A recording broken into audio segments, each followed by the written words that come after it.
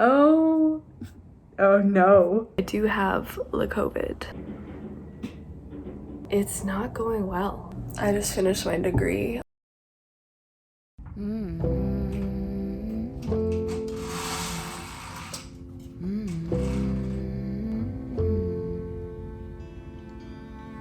Where is the line between dreaming and feeling blue? It's 4 o'clock in the evening. I haven't left my room, but the truth is, if I'm honest, I feel stuck here in the middle. Am I one of those crazy people? Should I stay here or should I let go?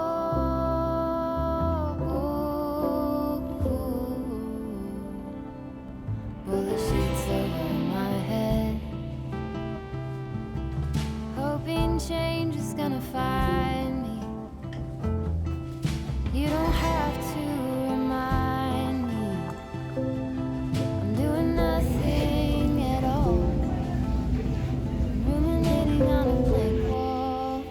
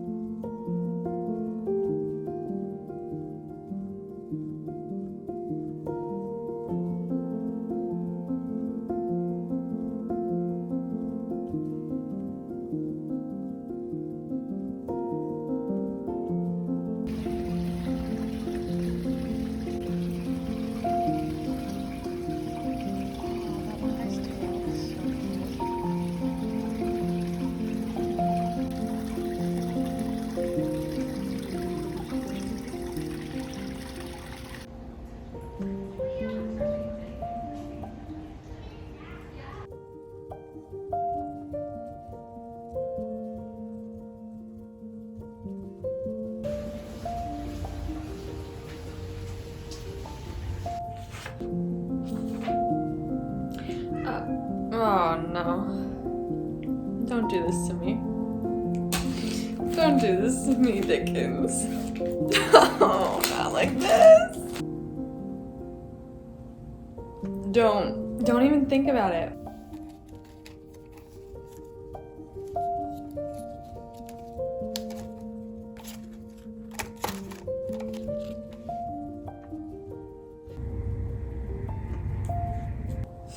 Oh my god. Stop it. No. No. I can't. I don't want to. I am 236 pages through and I'm so sad. Like yesterday I was almost on the verge of tears reading this book. You're gonna want to buckle in for this one. I need to talk to someone about this. I finished a book today and Kelsper's here too. We're both angry about it.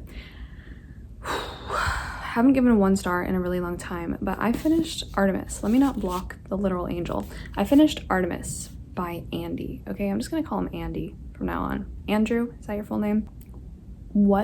literally what was this? So here's what I'm gonna do. I'm gonna give you a brief synopsis, kind of catch you up to date on the context for this book, because I filmed a clip a couple days ago when I was in the middle way of this book, considering DNFing it, and it's just kind of me being visibly confused, very upset, just being like, what am I actually reading? But you need a little bit of context. Artemis is a science fiction novel. It's an adult science fiction novel by the author of The Martian, and it is about a city on the moon. The city is called Artemis. Our protagonist is this girl named Jazz, and she is a smuggler on the moon. Something baffling that we'll get to later is that Artemis doesn't have any laws. Like, there's not really any laws. If you do something that people don't agree with, you essentially just get beat up by random people or by people who want to hold you responsible for the bad thing that you did. So like, it's just, I don't know how it's not absolute anarchy and chaos, but the moon city doesn't really have any laws. Andy is very famous for writing science fiction that is backed by a lot of science that makes things either possible or highly probable to occur. What this book became, just to warn you for what you're about to hear, it became 50% Andy explaining, just straight up explaining, shoving it down your throat, what every little thing he's talking about means, what it is, how it's accomplished, how smart he is, and having Jazz, our protagonist, as she's the narrator, explain this to you. So it became like 50% science that is just thrown in your face, and the other 50%, which is even worse than this already poorly written novel, is just objectification. The main character objectifying herself. It's just not only that, but I've read so many of the Goodreads reviews, and he manages to insult, generalize, and stereotype so many different people, so many different groups of people in here that it's impressive in the worst way possible. The way that Jazz talks about herself, the way that Andy writes women, it's pathetic. It's bad. Has anyone called him out on this? Has anyone been like, your writing sucks? Because I cannot imagine how The Martian became a worldwide phenomenon if this is the writing style that we're working with. Anyway, now that you have a little bit of an idea what this book is about, Jazz gets involved in a conspiracy concerning her city that's not really that important to the next clip. I'm just going to insert the clip of me having a really rough time with this book, and then I'm going to come back and talk about my feelings since I finished this thing. Andy, my dude. This is embarrassing for you. Has Andy ever talked to a woman before? Has he ever met a woman? I'm on page 133, and at this point, I'm just like, how much more of this can I take? It's too much. It's too much. At first, it was a few slight little tweaks that I was like, oh, that's weird, willing to overlook it, and then I started keeping track of it all, tracing the patterns, and the data is not coming out looking good. And then I did what I do when I always feel a little bit fishy about books or authors or the writing, is that I go on Goodreads and make sure I'm not the only one seeing these things, and I'm not. So let's hear what other people have to say, because they say it better than I do. The men writing women agonies in this book it's the worst I've seen in a long time. This one review gave it a 1 star. This book is awful. It's not just awful, it's offensive and immature and badly written. Yes. Sean gets me. Let's start with Jazz. Our main character's name is Jazz. Jazz is a Saudi woman written the way a white guy who's never spoken to or met a single woman in his entire life would ever write her. She talks about her boobs and being naked and makes sexual innuendos about everything. There are 15-year-old boys who could have written this character with greater respect and far fewer sex jokes. Yes. Our main character. I've started dog-earing. I don't know if you can see this. I started dog-earing every time something just like so cringy comes up or boobs are mentioned again for the upteenth time. Nobody cares. Just out of nowhere, so many random sexual things. And the way that our protagonist Jazz talks about herself, because she's the narrator, the way she thinks about herself is extremely not realistic, sexualized, objectified. Like, she's just objectifying herself, and you can tell it's just some dude. And then the review talks about the slut shaming. How many times can people, including Jazz herself, mention that she has so much sex? Some mention it as a means to shame her. She mentions it to brag. It's just weird, and honestly only something a guy would write. It has nothing to do with the plot of the story. So here's the problem with I almost said The Martian. I'm not going to be reading any more of your books, Andy. It's broken down into the sci-fi heist conspiracy plot, and then we have Jazz and her boobs and her sex life that have really nothing to do with this and shouldn't even be in the book. Why do I care? It just seems like this really gross gratification. The amount of times the number of brothels in the city have been brought up and like, oh hey, you should hit up the brothel. I just hit up the brothel. And also the way that sex workers are talked about is just, you know, just everything mashed together makes every attitude in here likely to be questioned. And as the audience, as the readers are seeing, Andy, are you good? Let's give you some examples though. Let's just not hear it from me and other Goodreads people. The last thing that's important to mention, yeah, this review points it out as well. There's lots of broad, offensive generalizations about other cultures. Yes, absolutely. It's bizarre. But then there's also stuff about like, we're just openly calling people dumb blondes and, you know, making generalizations as well about people's appearances in general. But then we have this discussion about the sex lives of people on Artemis, the city on the moon. We have 2 people who were ostracized in Germany for being a couple because she's his stepsister. Anyway, it turns into a conversation about we don't care what people do sex-wise as long as everyone's a consenting adult. And then in brackets, though some folks stretch the definition of adult. Who does? Who does? Are we going to talk about that, Andy? Who's stretching the definition of adult? Why are they not being punished? Anyway, it turns out it does come back around later because Jazz's boyfriend at the time, he finds out that her boyfriend is a pedophile. This is her explanation because we find out that there's no laws in this city for things like this. She says, we've got people from all over Earth here. Different cultures have very different sexual morals, so Artemis doesn't have age of consent rules at all, as long as it's not forced.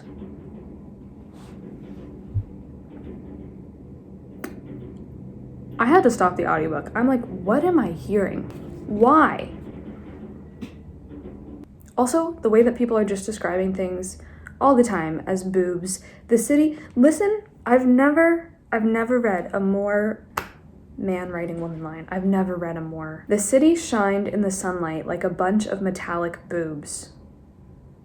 What? I'm not a poet. They look like boobs. The city shined in the sunlight like a bunch of metallic boobs. Then there's just really uncomfortable remarks because the way that Jazz is narrating the story, she's like talking to the reader, like she talks to you. And there's so many scenes where she'll be like, oh, try not to get excited, or oh my god, don't take it in the way that I said I did. Like, didn't mean to make an innuendo there, my bad. Like, what is this? I turned my head inside the helmet, bit a nipple. Try not to get excited. I didn't need to try, Andy. Didn't need to try. Or she's making stuff explode when she's on her mission. I knew what I had to do, I just didn't like it. I have to blow the remaining 2 at the same time. Please don't quote that last sentence out of context. I wasn't going to, Andy. I wasn't going to. You were probably the only one who was. What is this? This is the guy who wrote The Martian? Yeah, what is this one? I giggled like a little girl, but hey, I'm a girl, so I'm allowed.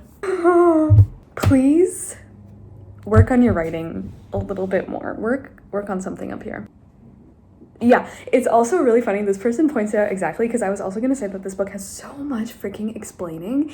The author manages to make our female protagonist mansplain every single thing, and it is simultaneously hilarious and the most awful thing. When Jazz isn't talking about welding, dear God, or patronizing the reader by answering questions no one had asked, this 300-page book is filled with petty sexual remarks and innuendos and uncalled for insults by our supposedly badass main character. Oh no, it gets worse. I'm reading spoilers that I haven't seen yet. Oh no. Oh no, no, no. Oh no. Hey, don't listen to the haters. Listen to Audible. Try the world's leading provider of spoken word entertainment. Try their app instead. I'm sure you're familiar with them, but thank you so much to Audible for sponsoring today's video. They are the home of storytelling, including epic adventures, chilling mysteries, comedies, historical fiction, any single genre you can think of. Audible has all of your audio entertainment in one app. They have sleep tracks, they have podcasts to listen to, and of course they have audiobooks. so many. As an Audible member, you get 1 credit to spend each month on anything you would like, and that credit is yours for forever. You can spend it on whatever you want, from latest releases to bestsellers to some obscure title. Members also get access to a growing list of audiobooks that have so many different titles in that collection as well that do not cost any credits to listen to. This included selection of audio titles just makes it so much more valuable because they have so many different kinds. Books that I haven't heard of, but they also have classics. I know they have 1984 on there, and a bunch that I have on my own shelves that I cannot wait to listen to. I currently just spent my credit on The Dollmaker of Krakow by R.M. Romero. This is a middle grade about the Holocaust, and we're following, I think, this doll. She gets brought to life. She becomes such an important symbol and like friend in the world and the war zone of World War II, and it's just, so far it's breaking my heart, but it's so beautiful. If you guys are interested, new members can try Audible free for 30 days. So if you'd like, you can visit audible.com/Emmy, or you can text Emmy, EMMIE, to 500 to start your free trial today. Hi, welcome back. But my friends, it gets worse. Most of these dog ears, as you can see, are just remarks about Jazz's sex life. I don't know why our main character's whole personality is just her sex life. That's basically all she's reduced to. I really can't tell you anything about her personality, you know, very much about her, but I can tell you how many men she slept with, how many men other people think she slept with, and how many men want to sleep with her. She has this Ukrainian friend who is supposed to be funnily bad with the ladies. He doesn't know. He's awkward. He doesn't know how to hit it off. We're friends? Cool. I don't have many of those. You're my only friend with boobs. What was your childhood like? She crashes at his place one night because she's running from people who are trying to kill her. And she wakes up, he's left breakfast for her. Very nice, very cool, that's what friends do. But then I pondered ways to pay him back. A really nice meal? Should I have sex with him? No. No, just, Andy, just let it go. Just let it go. My camera died. Clearly, someone does not want me to talk about this book, but guess what? I'm back on a new day to just finish up talking about this book. I'm gonna say, don't read it. If you have it, it's a big waste of time because not only was it just completely so bad in so many different ways, but the plot did not make any of it easier to bear in any way, shape, or form. I think it was really poorly written in all aspects of the novel, so overall, really disappointed with this. That is my review on Artemis. Good news is that I can give you is that I got a Toronto library card. I was debating getting one when I moved here. I was like, do I really want a Toronto library card? But then I found out how much more expansive the Toronto audiobook library system is than my one in my hometown, and I still have to go to a library in person. I still haven't been to any Toronto Public Library in person. I have to go and like actually get the physical card because right now I just have a digital card that expires in 30 days, so I have to go get it, you know, justified into an actual card. But the audiobook library here, I'm thriving. I'm like going crazy. You can have 30 holds in your audiobook library instead of 20 like my hometown has, and their selection is, of course, it's huge.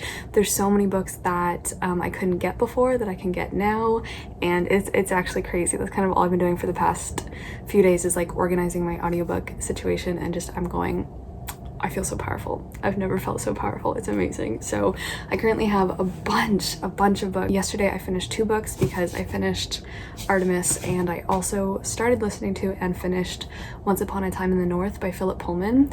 This is like 0.5 in the series, his Dark Materials, so it's a novella that you read before you start the first one, which is The Golden Compass. This is just okay. I would say if you're like considering getting into Once Upon a Time in the North, it just chronicles one of our characters' friendship with the very famous bear, Yorick, who's, you know, a lot of people's favorite character, the famous armored bear is on Svalbard in his Dark Materials. So that was just like a little backstory on their friendship and how they got to know each other, because our main guy is an aeronaut. He lands on this island and there's like this political situation with like an oil company and this person who's running for election, and his plan is to take down the bear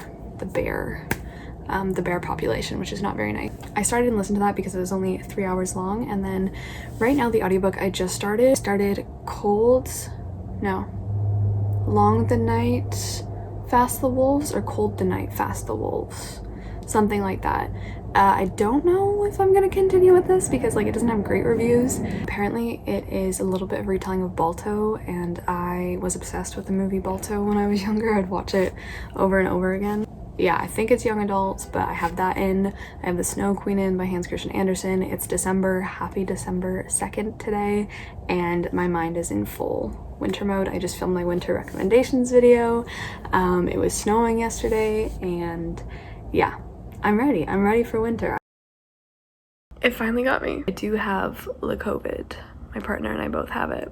We both got sick at the exact same time together. I'm surprised, like, neither of us have gotten it throughout the whole pandemic. So this is my first time dealing with it, and me hitting both of us a lot harder than I thought it would. We tested positive last night on Monday. Even on Saturday, I could kind of tell something was off, but I just thought it was my period because she's getting COVID and their period together. It just could not be better. Could not be better. Sunday night was probably my worst time because I vomited. It was just bad. Was so weak. I've never been that weak where like I couldn't even get up off of the bathroom floor. Not doing super well. Big fever. Right now my headache is gone, so I'm very happy. I started and finished The Nutcracker by E.T. Hoffman. When did I do this? Was it yesterday? I think I started and finished this yesterday because it's so short. I read it in a couple sittings. This was wild, okay? I haven't had a fever in so long. This felt like a fever dream. I had so many nightmares last night. I have not had fever dreams in so long. Man, they are the worst. I had a dream Voldemort was trying to kill me. It was extremely violent. Like, I, for some reason, was Harry Potter, and it was not like the movies. It was not like the books. Like, anyway, disturbing. But The Nutcracker, this was not what I was expecting because I've only seen renditions of The Nutcracker. I've only seen Barbie and the Nutcracker, movies that have like portrayed it differently, books that have portrayed it differently. I've never read E.T. Hoffman's original, and I think this one came out in 1816, if that is correct, but then it was popularized in like 1844 by Dumas. So like a different edition, a different telling of it came out, and then of course the ballet wasn't performed until 1892. So what we have in like the first edition is so different. It was just crazy. It was so different. Like we still follow the two children. We have Marie and her brother Fritz, and they're given a gift by their godfather Drosselmeyer on Christmas Eve or Christmas Day, and he gives them like this scene of a castle with, you know, people coming in and out of the castle. Marie also gets like her Nutcracker, but it's just a really different story. It's way more disturbing, and Drosselmeyer, you can definitely see that he's like, I'm like, is he villainous? Like, how villainous is he? It's really interesting. I love this, but yeah, totally not what I was expecting from a story that I kind of thought I was familiar with. So that was really cool. So I started and finished this, 4 stars, and then I did start this today. I haven't really got too far because it's been rough today, but I started Midnight in Everwood, and I got 34 pages through. This is a retelling of the Nutcracker, and in this one we have Marietta, who and her brother Frederick, I think, and we have their very strict parents. It's set in the Edwardian period. Marietta dances ballet. It's what she wants to do for like her living, for her life, but her parents are like, you know what, once you turn 21, that's it, you're gonna get married and you can't dance ballet anymore because ballet isn't a stalwart enough profession or art for their status in society because they're very high up. But when a new neighbor, Dr. Drosselmeyer, moves in next door, he's like an eligible bachelor. In this retelling, it's definitely going to be a romance or something between Drosselmeyer and Marietta, but something darker because there's magic involved. Oh, I'm out of the breathing. I'm liking everything about this story except for the writing. God, it's so overwritten. Everything is just trying way too hard. You can definitely tell a thesaurus was open on the table when this book was being written. It's that overstuffed, overfilled, oversaturated in terms of the writing. It's like every sentence has to be this like overflowing, bountiful cornucopia of adjectives to the point where it's kind of sickening, and more than that, it's just awkward. It's overwritten and it's awkwardly written. Sentences which are not sentences are just left floating, in different places, and because of the fact that it's overwritten, it's taking me so much longer to get through it because of the way that it's written. I'm just obsessed with the story, so I'm gonna keep going and hope I can just kind of get used to it, unfortunately. So that is that. We've just had Drosselmeyer over for dinner. Drosselmeyer smash. Do not listen to anything I say right now. I have a fever. I'm gonna go drink some more orange juice. Maybe make a cup of tea, although I'm like burning up, so I'm a little bit too hot for that right now. Like I cannot, maybe I can't do that. Maybe I'll make, I didn't finish my coffee this morning, so maybe I'll make an iced coffee. I need to eat something more. I need to blow my nose. For some reason, I've not been able to nap, but I've been going to bed super early, so that's probably why.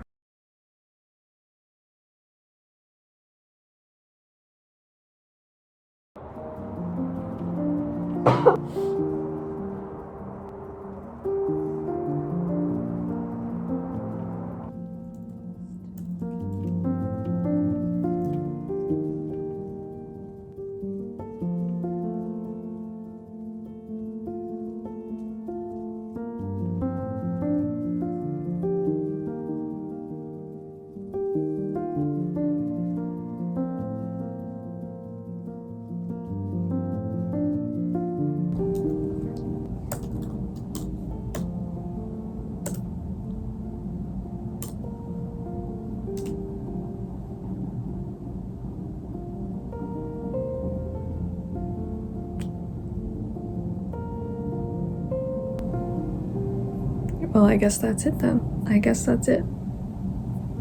That's all she wrote. Did I hit the word count? That's it. That's it.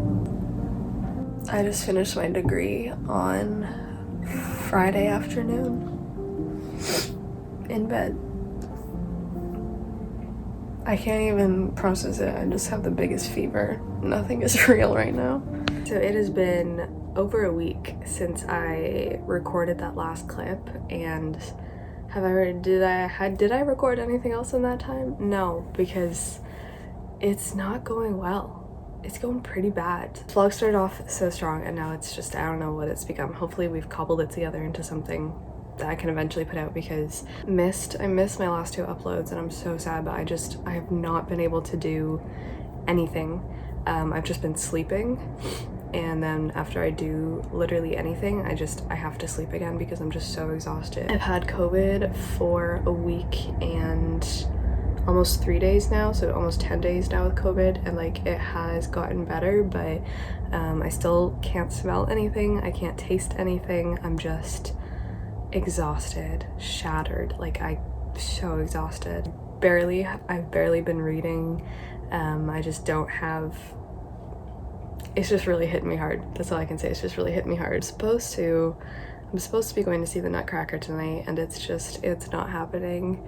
I don't think I'm contagious anymore. I mean, I could take a COVID test again, but I just, from a symptom standpoint, neither of us feel well enough to go and see a ballet tonight, and I'm just so, not to be too sad about it, because I've been waiting to see the Nutcracker in person since I was a little kid, and I've never seen it, and I'm so excited for tonight, but it's not happening. Other than that, I finished one book. Did I finish one book? I finished one book, yeah, and that was the audiobook for The Mistletoe Motive by Chloe Leese, I believe. I did not like this. I thought it was quite bad, so 2 stars for that one. It's already like 3 o'clock, but I need to try to make a dent in this apartment because it's a mess. Like, it is, I cannot tell you, when like 2 people have been out of commission for 10 days living in such a small space. Oh, it's such a mess. So I'm gonna try that, and then that'll probably be all I do today, and then I'm just gonna pass out. So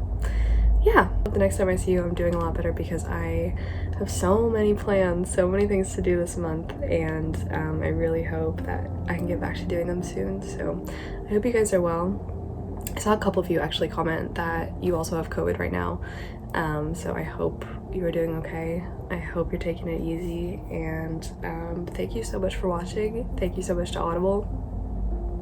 Oh god, my voice.